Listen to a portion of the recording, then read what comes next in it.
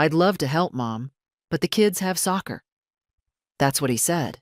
Not, "How are you feeling?" Not, "Can we bring you dinner?" Just that. Like my recovery was a scheduling conflict. So I healed alone. Slow, stiff, scared. And now I remember every detail. The first morning home from the hospital, I couldn't reach the kettle. The countertop felt like a mountaintop. I had to sit on a stool and breathe through the pain. My stitches pulled with every movement, and the house echoed in a way it never had before. It wasn't quiet. It was absence. Thick, layered, deliberate. I didn't expect a parade, but I thought someone might check in. A knock on the door, a message that wasn't automated. The only thing I heard was the mail slot, and even that was just bills and real estate flyers. One had a glossy photo of a house like mine. Great for families. I laughed at the irony. Then I cried, but only for a minute. Crying made my chest hurt. On the second day, I made it to the porch. Just 2 steps, one hand on the railing. I stood there in my robe looking at the empty driveway. No car pulled up. No familiar voice called out. A neighbor waved. I didn't wave back. I was too tired, too full of that awful knowing. They weren't coming, not tomorrow, not the day after. I was not a priority. I was a pit stop they'd decided to skip this time. Back inside, I boiled an egg. That was all I had the strength for. I ate it standing at the sink, like a woman in a house that didn't belong to her anymore. And yet, this was the house I bought with George. The one where my son took his first steps. The one they now talk about like it's already theirs. But here's the part they don't know. I'm still here. The painkillers made everything fuzzy, but the loneliness was sharp. It came in waves, during commercials, between boiled eggs at 2 a.m., when the hallway light felt too far from my bed. I'd shuffle in socks across the floor, each step a negotiation between courage and discomfort. My body moved like it no longer belonged to me, like I'd borrowed it from someone braver. On the third night, I spilled hot tea trying to pour with my left hand. My right side was still too sore. The cup cracked on the counter, tea running down the cabinet like blood. I stood there, shaking, watching the mess, and I wanted to scream. But I didn't. I got the mop. I cleaned it up. Because no one else would. The house was too quiet for grief, too loud for peace. Every creak reminded me of what used to be. Footsteps rushing up the stairs, the back door slamming after school, George's whistle as he came in from the garage. All gone now. And in their place, the slow tick of a clock that didn't care whether I slept or cried. My phone sat beside me on the table like a dead limb. No missed calls. Just a few notifications, ads, reminders, some charity asking for money I didn't have. I scrolled through old photos for warmth. There was one of me and Matthew at the beach when he was 5. His hair was wild from the wind, and he held my hand like it was the only thing he trusted. I stared at that hand, frozen in time. When did he let go? On day 5, I tried calling. Just once. "Hi, it's Mom." "I'm doing okay. Just thought I'd check in." I paused, then hung up before finishing. What was the point? If he wanted to know how I was, he'd have asked. They sent flowers, yellow ones, with a printed card. "Get well soon. Love. The kids."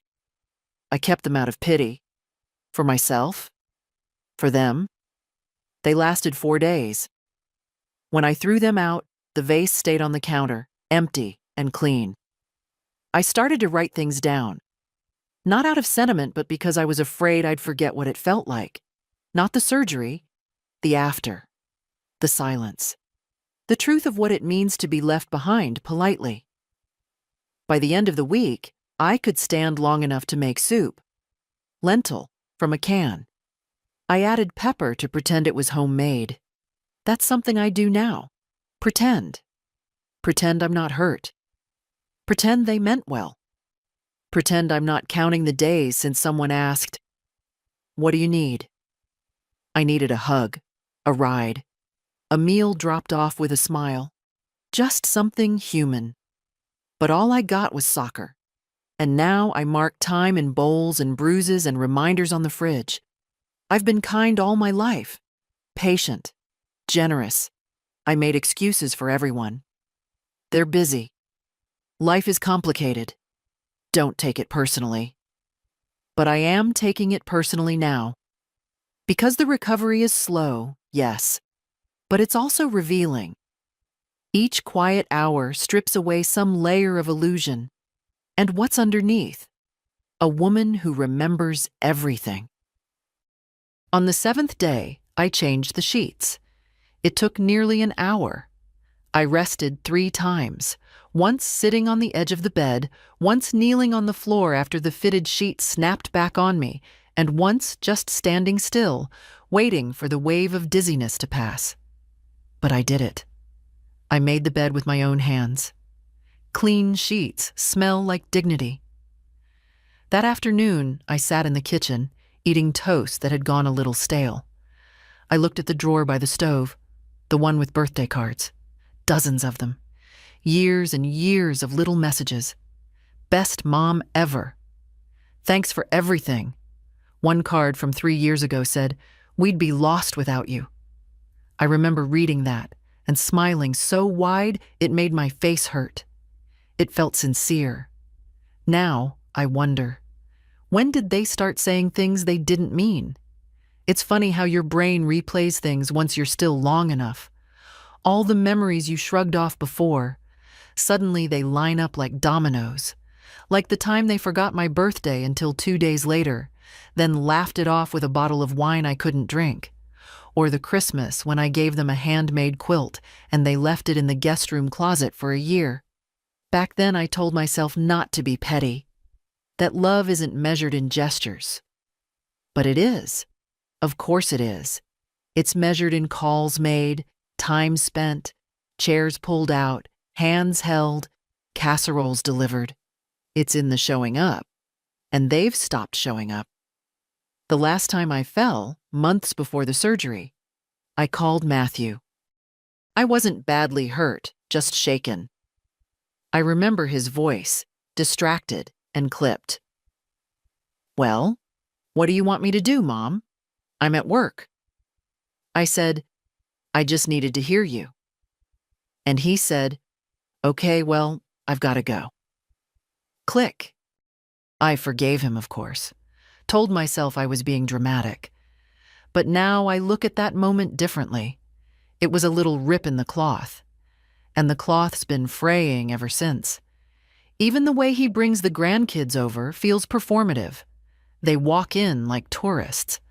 Ruby barely looks up from her phone. Jackson once asked, "Why do you keep your house like a museum?" I laughed then. I shouldn't have. I should have said, because I remember a time when people respected the things they were given.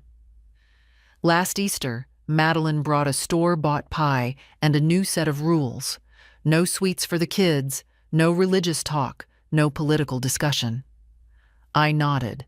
I always nod. I'm the peacekeeper, the peacemaker, the invisible one, but not anymore. Last night I took out the box from the hall closet, the one labeled important. It's where I keep the will, the deed, the insurance, the copies of letters George and I once signed. I sat on the floor with my back against the washing machine and read every line like scripture. The house is mine, free and clear. Paid off 20 years ago. I remember the final payment.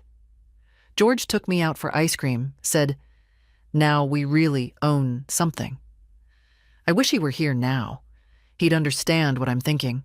Matthew once said, "We'll take good care of the house when it's ours." Not if. When. I didn't answer then. I just smiled. I'd gotten good at that. Smiling instead of speaking. but I'm not smiling anymore. That night I slept better. No pills, no crying. Just a quiet mind and the weight of a decision starting to take shape. It felt good, strong, like I was slowly reclaiming something I hadn't even realized I'd given away. Tomorrow, I'm going to the bank. The woman at the bank wore a red blazer and kind eyes. Her name tag read Alicia, and she didn't blink when I said I wanted to review my will. Just nodded and motioned me to sit down, like I was any other woman trying to put her life back in order. Maybe I was. I laid out the documents carefully, smoothing the creases. It had been years since I'd looked at them. George's signature was still there, strong and deliberate. Mine beside it, smaller, neater. I used to take pride in that. The steadiness of my hand. We'd written that will when Matthew was in college, back when he still called me Mama sometimes, back when I believed proximity meant closeness. We left everything to him. There wasn't much at the time, just the house, the old car, the savings account we added to with every holiday we skipped. Any recent changes in your situation? Alicia asked gently. I thought about saying, yes, I learned I'm disposable. But instead, I said, my husband passed years ago, and I've just had surgery. I realized I need to reconsider a few things. She nodded like she understood. Maybe she did. Maybe every woman over 60 who walks into this bank has her own version of this conversation.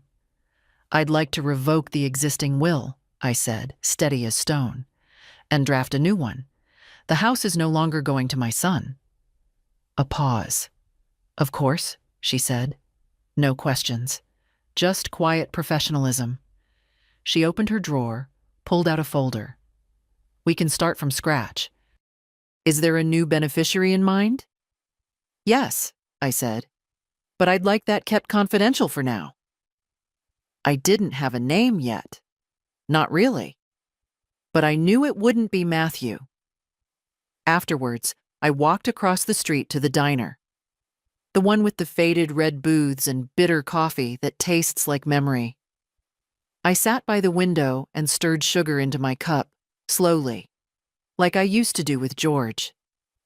He always said sugar dissolved better if you stirred clockwise. I never corrected him. I watched a mother outside buckle her toddler into a car seat. She moved fast, with practiced hands, the way I used to. For a second, I saw myself in her. The energy, the focus, the invisible weight. We give so much, we don't notice when it's gone. On the walk home, my legs ached, but my spine stayed straight. I passed the big oak tree where Matthew used to build forts. It still had the notch where George carved our initials. I stopped and touched it with my fingertips. The bark was rough, real. It didn't pretend to be anything it wasn't. At home, I folded laundry. Slowly, precisely. My body still healing, but my mind sharper than it had been in years. I thought about all the times I'd left messages and didn't hear back. All the "sorry, busy this week" texts. The birthdays reduced to emojis. The visits cut short. It's not just the surgery that's healing. It's the delusion that family always means care. I no longer believe in that. And strangely, that feels like freedom. It was Sunday when Matthew finally showed up. I heard the car before I saw it. Too fast up the drive, like he wanted to get this over with. I was in the kitchen, folding dish towels. He didn't knock, just walked in like he still owned the place, which in his mind, I suppose he did. "Mom," he said, loud and breezy, like nothing was wrong, like it hadn't been 2 full weeks of silence. I turned slowly, let the towel rest on the counter. Matthew. He held a brown paper bag, one of those takeout ones with greasy corners. "Brought you soup. From that place you like, the one on Hillcrest." He didn't ask how I was.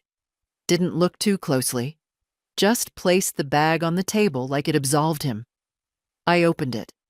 Carrot and ginger, store-bought, no spoon. "Thank you," I said, because some parts of me were still trained that way. He looked around, hands in his jacket pockets.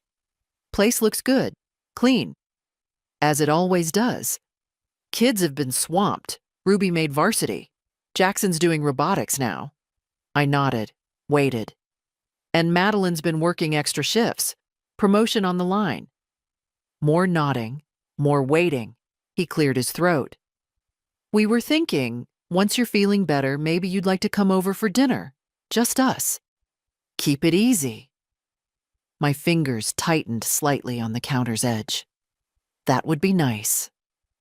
Not a word about the surgery. Not a single acknowledgement of the recovery I've done, every inch earned without them. But dinner? Now that the hard part's over, they remember I exist. He walked to the window, looked out toward the yard like he used to when he was in trouble. We were also talking about the house. There it was. I said nothing. Let the silence spread. He rushed in to fill it.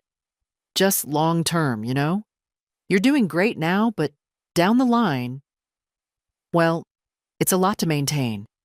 We were thinking, maybe we start planning ahead. So it's not all on you." I nearly laughed. Planning ahead for a house they've already assigned to themselves. "I see," I said softly. "And if we did some updates, new roof, maybe a ramp just in case, it would make sense to put things in our name. Easier for everyone." He still couldn't look at me. "You've been so generous," he added quickly. "We just want to make sure things are handled before there's a crisis." Crisis. That's what I've become in his mind. A ticking problem to preemptively solve. I walked over to the table, picked up the soup, carried it to the fridge. "I'm not planning on a crisis," I said, my back to him. "Not anymore." He paused, maybe catching something in my tone. "You okay, Mom?" I turned then, met his eyes. "Never better." He blinked, nodded once. "Good. Great." There was nothing left to say. He left a few minutes later saying they'd call me later this week. I didn't hold my breath. After he was gone, I sat in my chair by the window, the one George used to call my thinking spot.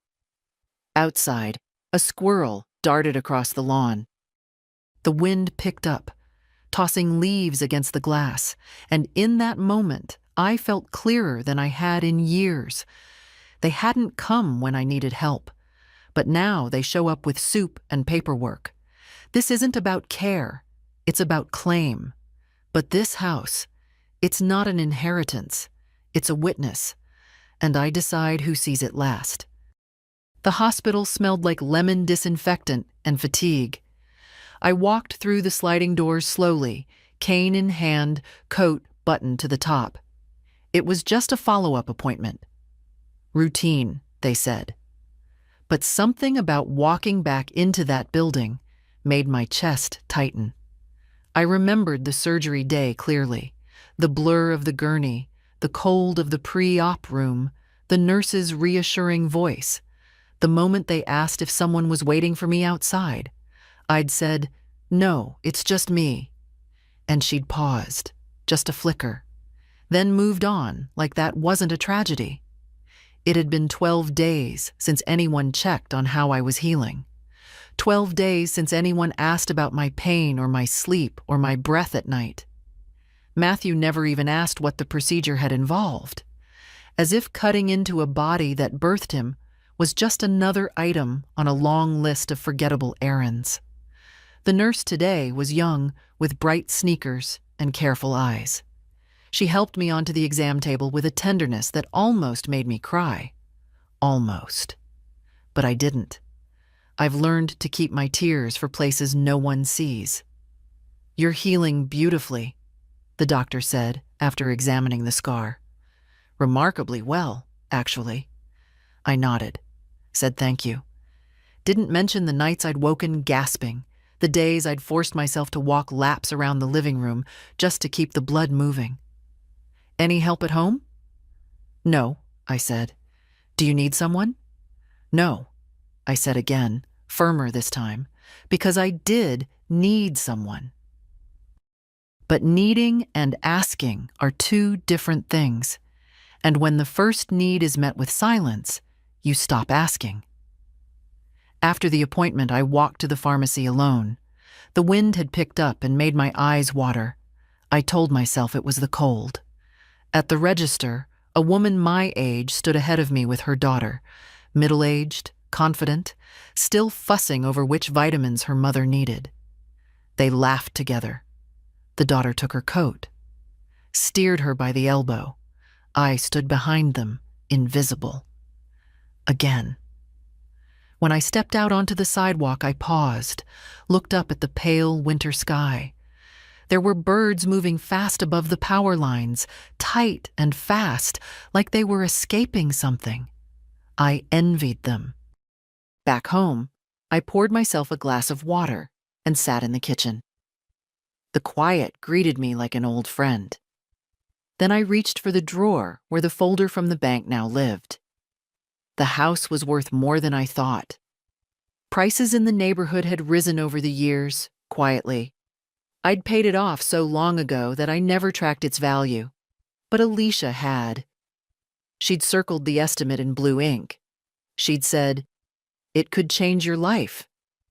Change your life." At 79. I stared at that number for a long time. Then I opened the drawer beneath it, the one filled with old photos. Matthew as a baby, toothless and pink.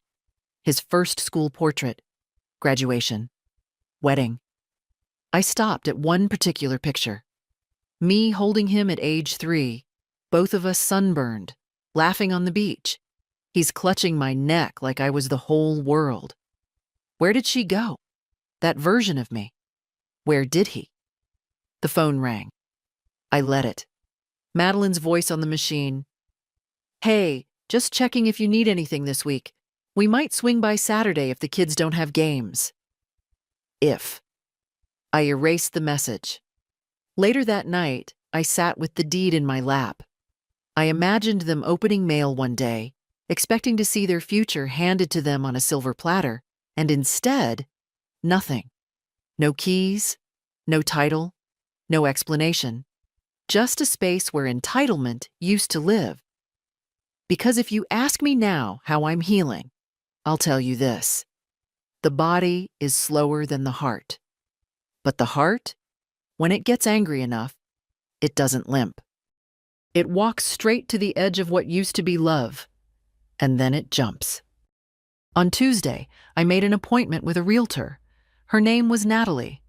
She had one of those clipped, efficient voices and wore a coat that looked more expensive than my car. But her eyes were sharp, and when she shook my hand, she didn't soften her grip for my age. I liked her immediately. "Can I ask?" she said. "Why now?" I watched her toe sink slightly into the rug by the front door. She was already mentally staging the space, imagining throw pillows and candles. I wondered if she pictured me in the photos, or someone younger. "I'm considering a change," I said. She smiled politely, but I saw the thought pass across her face. Someone put pressure on her. Probably the sun. I didn't correct her. We walked through the rooms together. She commented on the natural light, the condition of the wood floors, the potential for renovation. "Buyers love original kitchens these days," she said, running her manicured nails along the cabinet edge. "Gives a house character." I stayed silent. She stopped at the hallway. "You have a very lived-in home." I smiled at that. "Yes, it's been lived in." She turned. "Is your family involved in the sale?" "No," I said. "They're not aware." Natalie raised one brow, not in judgment, just interest. "That's unusual." I folded my arms. "So is abandoning your mother after surgery." To her credit, she didn't flinch, just nodded slowly. Fair. We sat at the kitchen table. I poured tea while she reviewed comps and numbers. I knew the market had shifted. She said we could list quickly, no open houses necessary if I preferred. She had buyers waiting. All cash offers possible. It all sounded clinical, fast, clean, just the way I wanted it. Let's do it, I said. She blinked, then smiled. Okay. And that was that.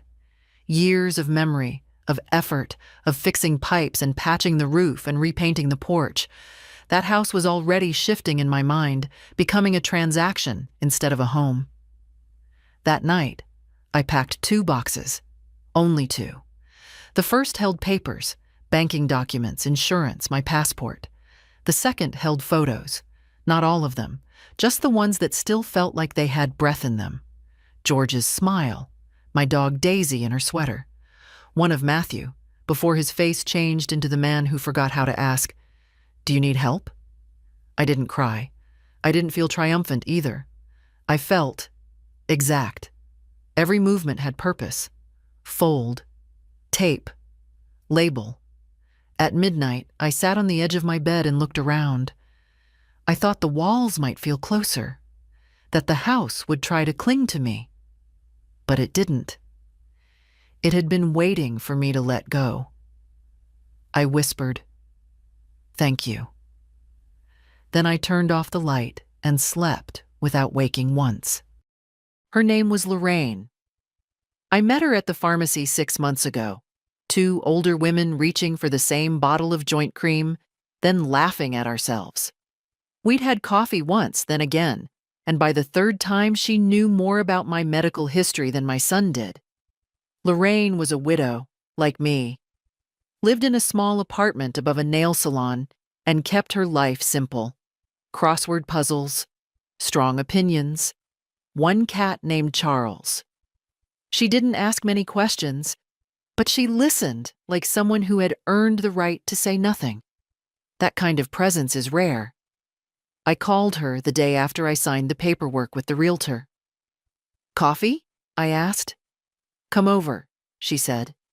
Her place smelled like lemon oil and onion soup. She had jazz playing on a low volume, something brassy and sad. I sat at her little kitchen table while she poured us both a cup. "You look like a woman who just made a big decision," she said. I did. "Family know?" "No." She raised 1 eyebrow. "Good."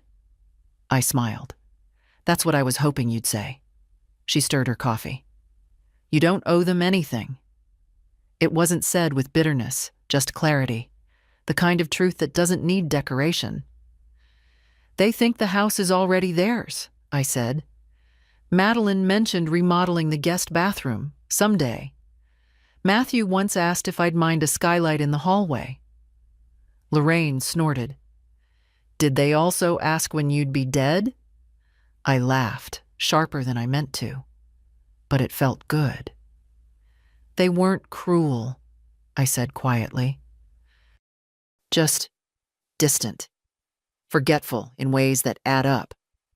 Neglect doesn't have to be violent," she said. "Sometimes it's just consistent." That sentence sat with me. Consistent neglect. All those missed calls. Late birthdays. Dinners postponed indefinitely. The way they'd stopped hugging me with both arms. I took a sip of coffee. It was too hot, but I didn't mind. "I've always believed in giving quietly," I said. "Helping without keeping score." Lorraine nodded. "That's noble, until it becomes invisible." We sat in silence a while. Charles the cat jumped onto the table and sat like a little emperor between us. "I don't know where I'll go yet," I admitted. "The realtor thinks it'll sell quickly. I might rent for a while. Maybe by the lake." "Do it," she said. "Do something selfish for once." That word, selfish. It used to feel like a slur. Now it felt like a key. I looked at Lorraine, this sharp, scrappy woman who had made peace with living above a nail salon, who hadn't spoken to her children in 4 years by her own choice. "How did you know you were done?" I asked. She tilted her head. I stopped hoping they'd call, and when I realized I didn't feel sad about it, I just felt free. That was it. That night, I went home and stood in the hallway. I looked at the family photos on the wall, the wedding portraits, the school pictures, Matthew in every stage of life. My arms around him like a guarantee. I took them all down, one by one, and for the first time in years, the hallway looked like mine. The kitchen clock clicked past 11 when the knock came. Not urgent, not loud. Just a polite little tap, like someone trying not to disturb. I opened the door to find Jackson on the porch. My grandson. 12 years old, hoodie too big, sneakers muddy, a backpack slung over one shoulder. He looked surprised that I was the one who answered, which made me wonder what he'd expected. "Hi," he said. "Hi," I answered. "Everything all right?" He shifted. "Mom dropped me off early, said she had a conference call." I let him in, though something about it didn't sit right. Jackson hadn't been over in weeks, not since before the surgery, and now he was here with his backpack and no plan. He pulled out a juice box from his pocket and sat at the kitchen table like nothing had changed. I made toast, gave him half, sat down across from him.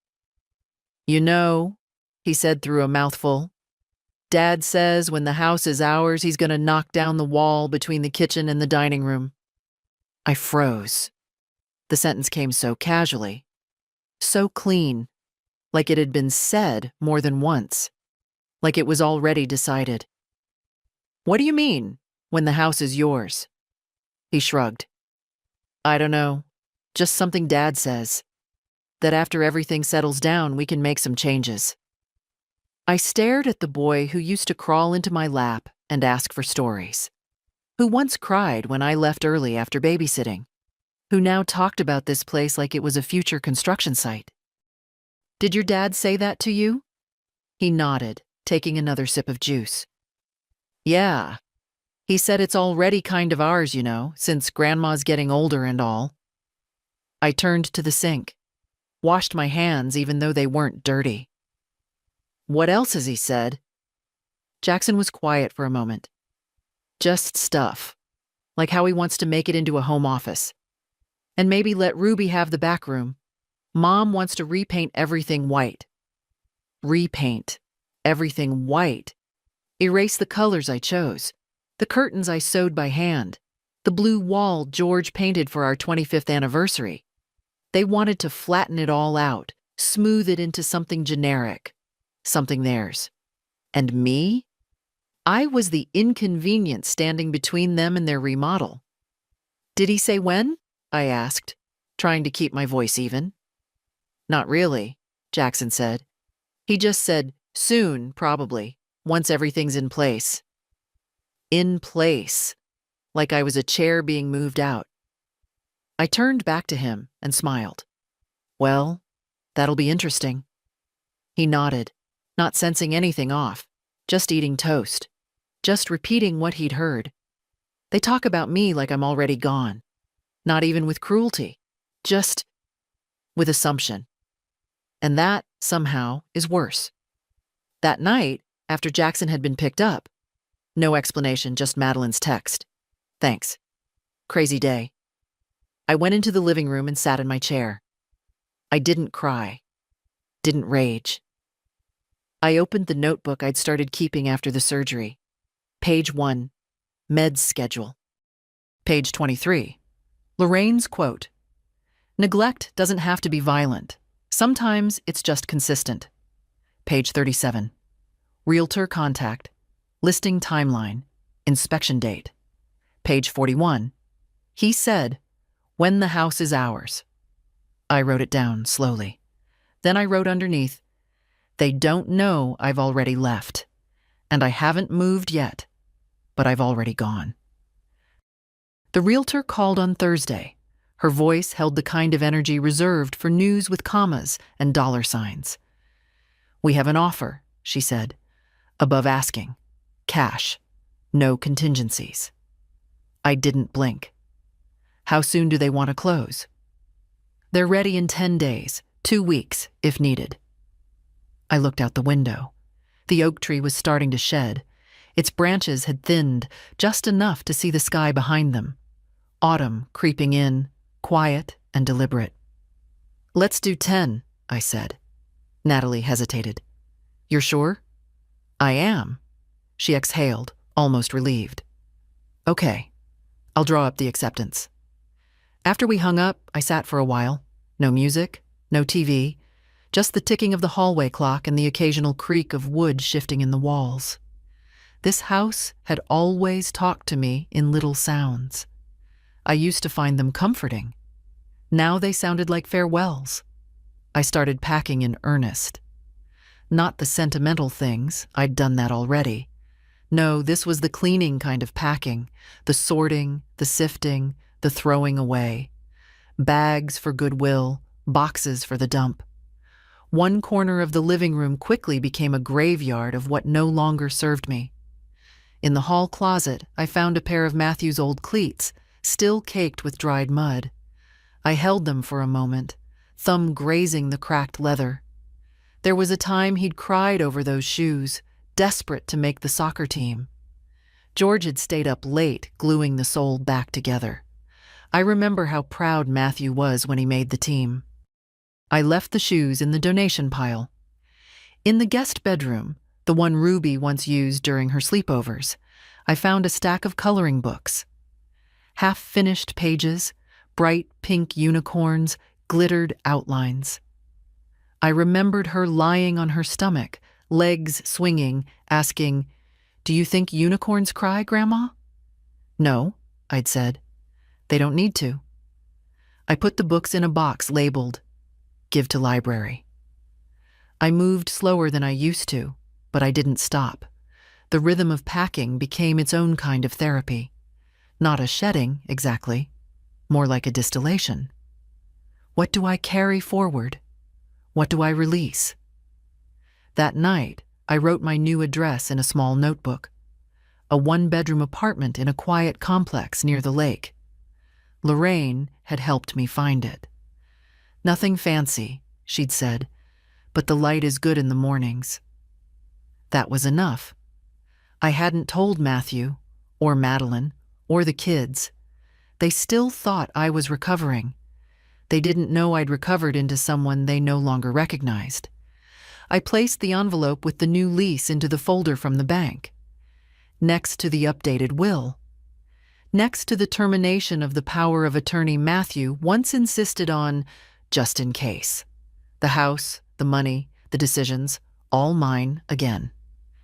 At midnight, I stood barefoot in the kitchen. The fridge buzzed gently behind me. I ran my hand across the cool countertop one last time. They had plans for this place. Skylights, white walls, open concept. But they never asked what I planned, and that was their mistake. I met with the notary on a Tuesday afternoon. Her office was tucked behind a dry cleaner's, just a narrow room with a ticking wall clock and a water cooler that hadn't been cleaned since spring. Her name was Evelyn. Late 60s, crisp linen blouse, eyes like slate. We didn't exchange pleasantries, just the work. She handed me the stack of papers. "This revokes the prior will," she said, tapping the first page. "This confirms your new beneficiary." I nodded. "And this," she said, placing the final document in front of me, "officially removes your son's access to any financial power regarding your estate." The pen felt heavier than it should have. "I take it you've thought this through?" she asked. I looked at her. "Every night for 3 weeks." Evelyn didn't blink. "Good." I signed. There's a moment after ink hits paper when the world doesn't shift, but you do. Not with noise, not with vengeance, but with weight. Like something you've carried for too long finally sits down beside you and says, "There. That's done." I walked out of her office into the afternoon light and didn't feel guilt. Only air. The next day, the sale closed. Natalie called in the morning. "It's done," she said. "Funds are being wired now." She paused. "Do you want me to deliver the keys?" I shook my head, though she couldn't see me. "They're on the counter. The buyers can find them." And just like that, the house was no longer mine. I thought I'd cry, but I didn't. The tears had long dried into resolve. That afternoon, I took a cab to my new apartment. The driver didn't ask questions, just helped me load 2 suitcases and 3 boxes into the trunk. My whole life reduced to what mattered. The complex was small, 2 stories, pale green siding, and a line of tidy shrubs that tried their best. The hallway smelled like lemon cleaner and fresh paint. My unit was on the 2nd floor, apartment 2B.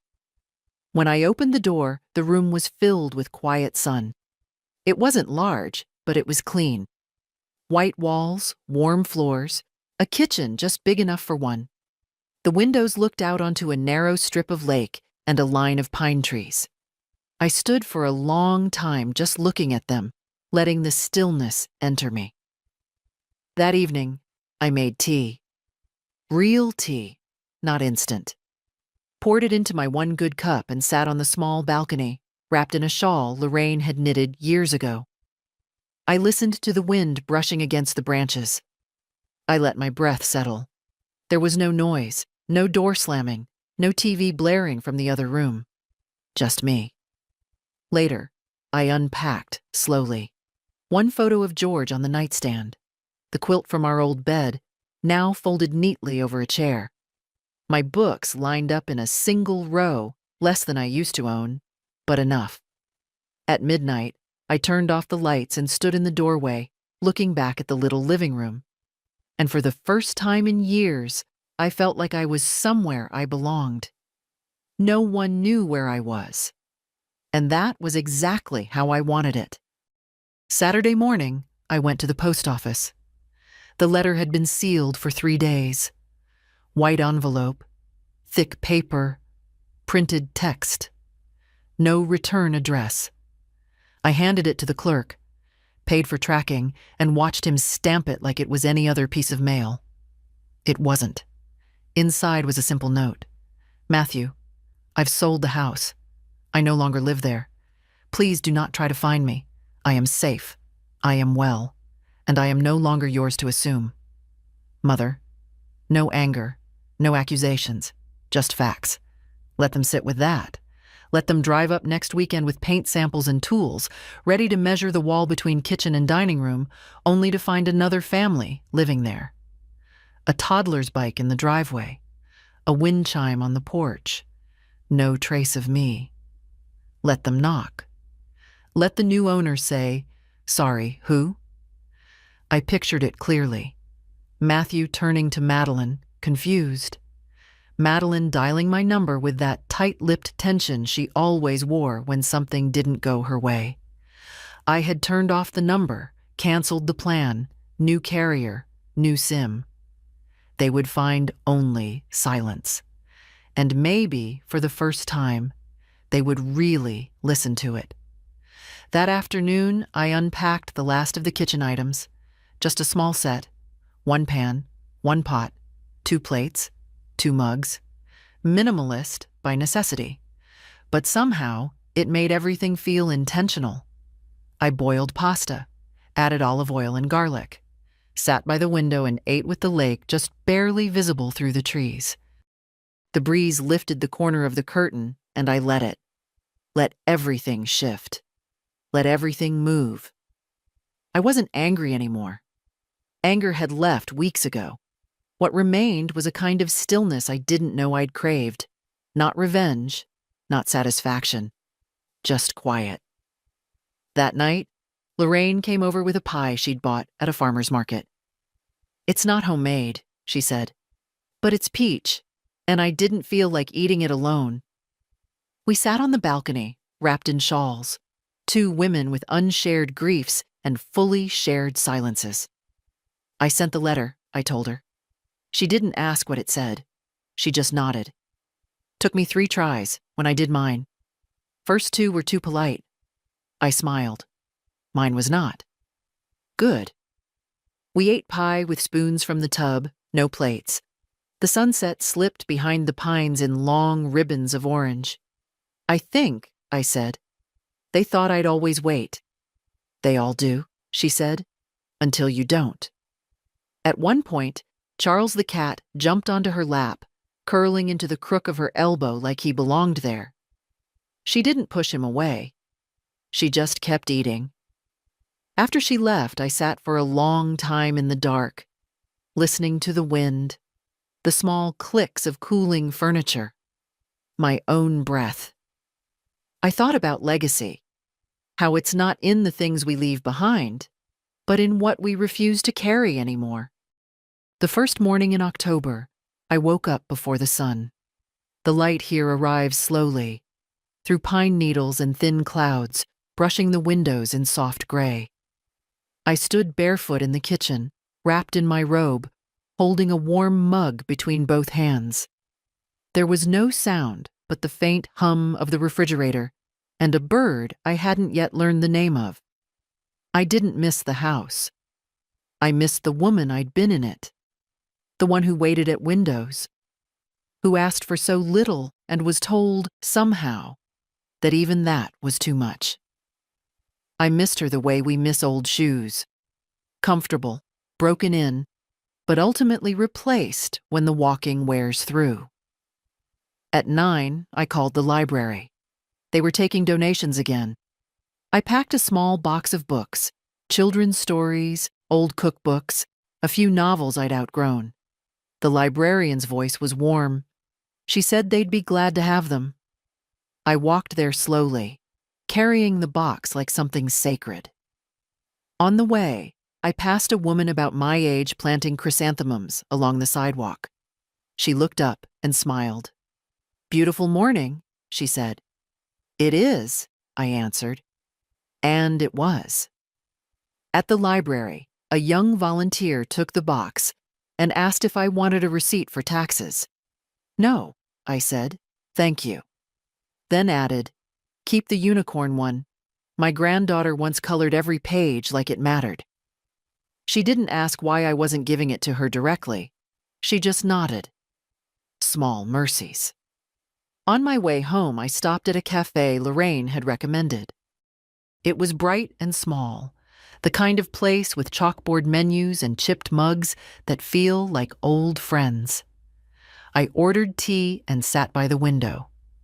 A woman next to me was reading a paperback, her lipstick worn down to a pink echo. She looked up once and gave me that half smile women give each other when they recognize something unnamed but familiar. After she left, I stayed, watched people pass by. No one knew me. No one expected anything of me. There was no timeline, no assumed role, just presence. Later, I bought groceries, milk, apples, a small wedge of cheese. Enough for one person, 2 if Lorraine visited. At home, I put everything away slowly, with care. I had stopped rushing. The apartment already felt like mine, not borrowed, not transitional.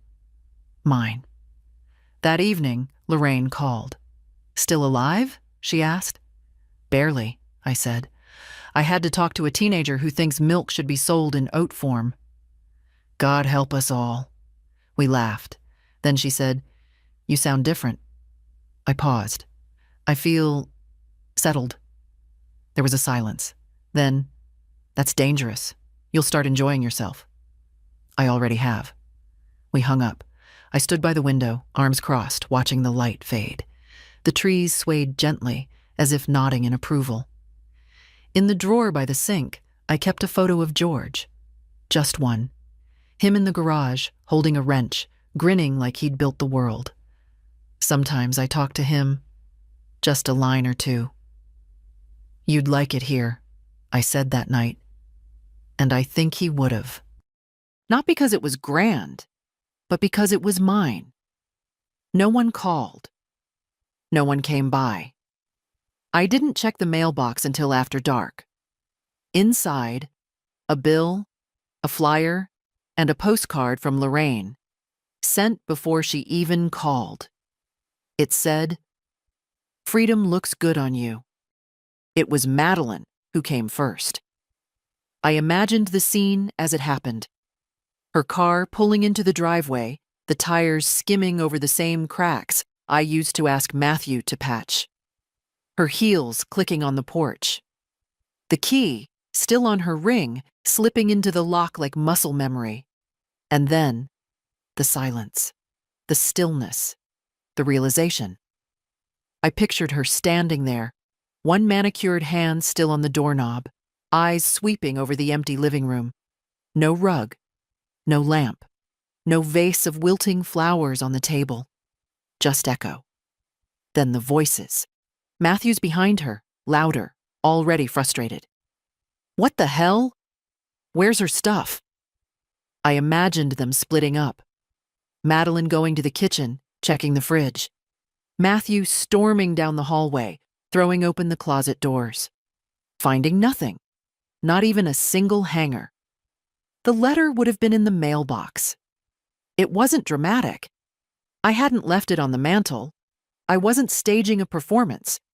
It was folded neatly in a plain envelope, addressed simply, Matthew and Madeline. I sold the house. Please do not contact me. This was not a decision made in anger, but in clarity. Live your lives. I will live mine. Mother. I imagined him reading it aloud, then again, quietly, then folding it too quickly, like paper could be shut the way you shut a conversation. What they felt in that moment didn't concern me. Surprise, most likely. Not sorrow, not real sorrow. That takes root over time. But shock, confusion, maybe even embarrassment. Who sells a house without telling their own son? I do. The phone never rang. The old number had long since been canceled, but I'd checked the account. They hadn't tried. No email either. No letter. Not even from the kids. Which told me everything I needed to know. They hadn't come looking for me. They'd come for the house. And when it was gone, they left. I was sitting on the balcony when Lorraine knocked, holding 2 croissants in a paper bag, wearing her wide-brimmed hat like someone who still hoped for sun in October. Well? She asked, sitting down without waiting for an answer. I passed her a cup of coffee. No word, I said. She bit into the croissant. Good. We sat like that for a while, watching the pines. A bird landed on the railing, then hopped away. I thought I'd feel guilty, I said eventually. You don't? I don't feel anything. She nodded. That's how you know you did the right thing. When nothing bleeds after. It wasn't that I didn't remember the good things. I did. The birthdays, the small hands, the laughter in the backyard. They were real. They were once. But love without care becomes nostalgia. And nostalgia is not enough to build a life around. That night, I opened the last box. Inside, George's watch, my wedding ring. One letter he'd written the year before he died. I didn't reread it. I didn't need to. I knew it by heart. He'd ended it with, "Whatever you choose, I trust you to know what's right." I whispered. I did. Then I closed the box, put it on the shelf, and made myself a cup of tea. The lake was always quiet before 7. I'd started walking down to it in the early mornings, just me and the cane I barely needed anymore. The path was soft underfoot, a trail of pine needles and damp earth. A few squirrels darted past. Sometimes I'd see a jogger, but we never spoke. I preferred it that way. The bench near the edge of the water had become mine. No one claimed it, but I sat there often enough that the shape of my body seemed to linger in the wood. I brought my thermos, my scarf, my stillness. I watched the mist rise off the lake like a secret being kept. It had been 2 weeks since I left the house. 3 since I sent the letter. 43 days since the surgery. I counted. Not because I was waiting for something to happen, but because I wanted to remember exactly how long it took to feel whole again. Not just in body, but in truth. One morning, I brought a book with me. Not to read, just to hold. It was one of George's old favorites, a story about a man who spends his whole life building something that no one understands until after he's gone. When I first read it, I thought it was sad. Now, I thought it was honest. I didn't hear from Matthew. Not a call, not a message, not even a second-hand attempt through one of the kids. Some might have seen that as tragedy. I saw it as proof. Proof that I had not misjudged. Proof that what I'd built my anger on had foundation. They hadn't loved me less, exactly. They had simply stopped noticing I was a person. There's a difference. They'd loved the role I played. The giver, the reliable one, the backdrop to their lives. But when I stepped out of the frame, they didn't follow. They just paused, blinked, and recentered the picture. I'd lived most of my life believing love meant staying. Now I knew better. Sometimes, love means leaving first. Not to punish, to protect.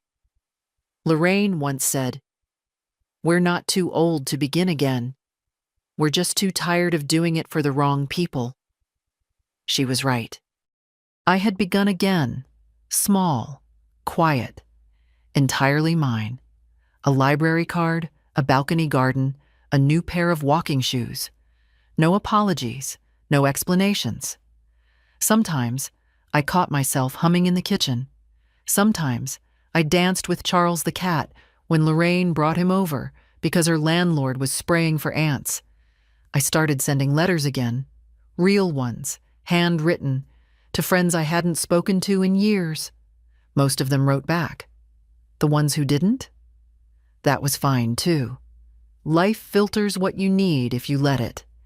And in that small apartment, with its chipped tile and warm light, I rediscovered something I hadn't felt in decades. Peace without permission.